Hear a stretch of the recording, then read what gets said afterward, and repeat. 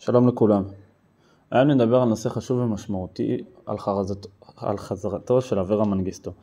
אזרח ישראלי אתיופי ממוצא ששבוי בידי חמאס, וההשוואה שלו לחטיפתו של גלעד שליט.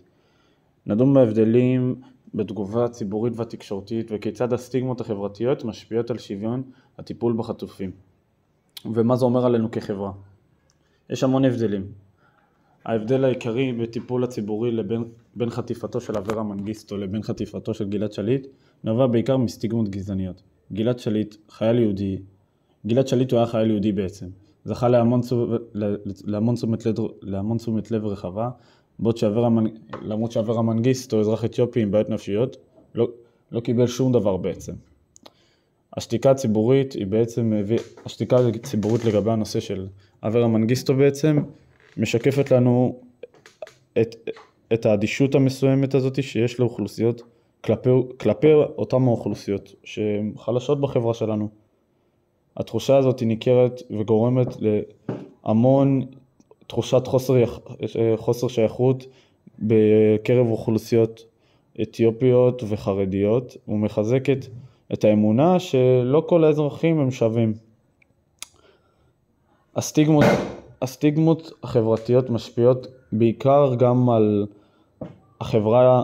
על איך החברה מתייחסת לסיפוריהם של השבויים. במקרה של אברה מנגיסטו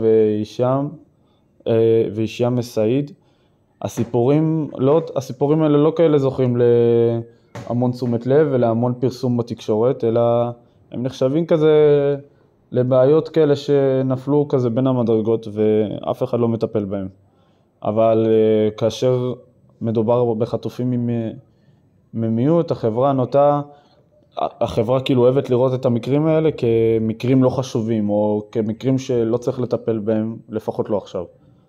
יש פער מאוד מובהק ומאוד ברור בין ההתייחסויות של חטופים יהודים כמו גלעד שליט, ולבין חטופים אתיופים ובדואים כמו הישאם ואברה מנגיסטו. חטופים יהודים זוכים להמון מאבק ציבורי רחב בכל הארץ, למרות שחטופים שהם מהמיעוט כמעט ולא זוכים לשום דבר ולא זוכים לאותה תמיכה מכל המדינה. כדי לשנות את המצב, מה שאני חושב שצריך לעשות כדי לשנות את המצב, זה בעצם להעלות את המודעות של השוויון. לדרוש איזשהו שינוי בתנועה הציבורית, לעשות יותר קמפיינים ודברים כאלה שישימו את הדברים האלה בסדר היום בחברה הישראלית. תודה רבה על ההקשבה, אני הייתי ליאם פקדה וזה הנושא שלי.